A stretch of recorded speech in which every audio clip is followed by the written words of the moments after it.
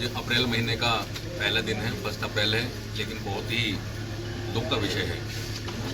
हमारा एक छोटा भाई सफाई कर्मचारी के पद पर तो कार्यरत था, लेकिन प्राइवेट काम करता था।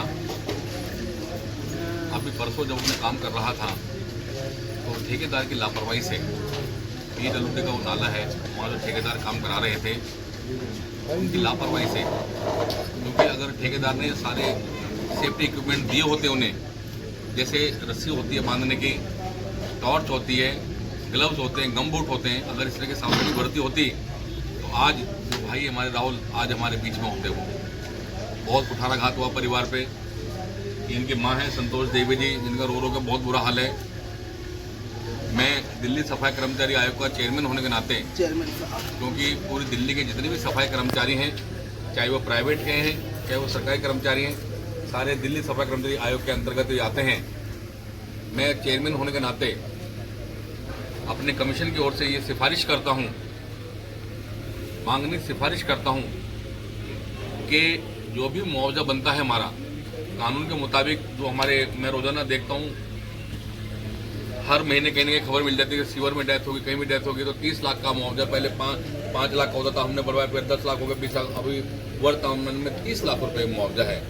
अब चूंकि इनके घर में इकलौता वही था लड़का जो इनकी माँ की सेवा करता था, बाकी और भाई है लेकिन अपने अपने कामों में संलग्न थे। ये जो झोपड़ी दिखाई दे रही है इसमें वो रहते थे अपनी माँ के साथ में। तो इसमें सरकार से ये सिफारिश है हमारी, दिल्ली कमिश्नर से भी, दिल्ली सरकार के मुख्यमंत्री से भी, दिल्ली सरकार के LG साहब से भी, कि दिल्ली सरकार का आयोग का चेयरमैन होने के नाते मैं ये रिकमेंड करता हूँ, हाईली रिकमेंड करता हूँ कि परिवार में जो ये दूसरा भाई है उनका, अभी ये मुश्किल से 30 साल से भी कम उम्र है इनकी, सुंदर नाम है इनका, इन्हें एक सरकारी नौकरी दी जाए ताकि उससे अपना जो फैमिली का भरण पोषण कर सकेंगे।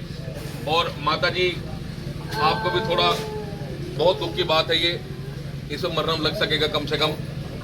और उस 30 लाख के अलावा जो मिलना है उसका भी हम जल्दी ही चेक बनवा देंगे।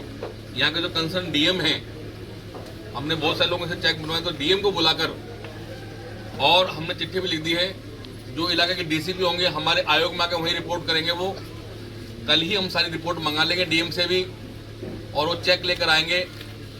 चेक फिर परिवार को सौंप दिया जाएगा। लेकिन क्योंकि बहुत ही ज्यादा कुठाराघात हुआ है, ये जवान बच्चा चला गया घर से, इसके अलावा सरकारी नौकरी और 30 लाख के अलावा 1 करोड़ रुपए की हमारी मांग है, ताकि इस परिवार का, उसके और भी भाई हैं जो कुछ नहीं करते, कुआरा है लड़का, ये भी इनका भरण पोषण हो सकेगा।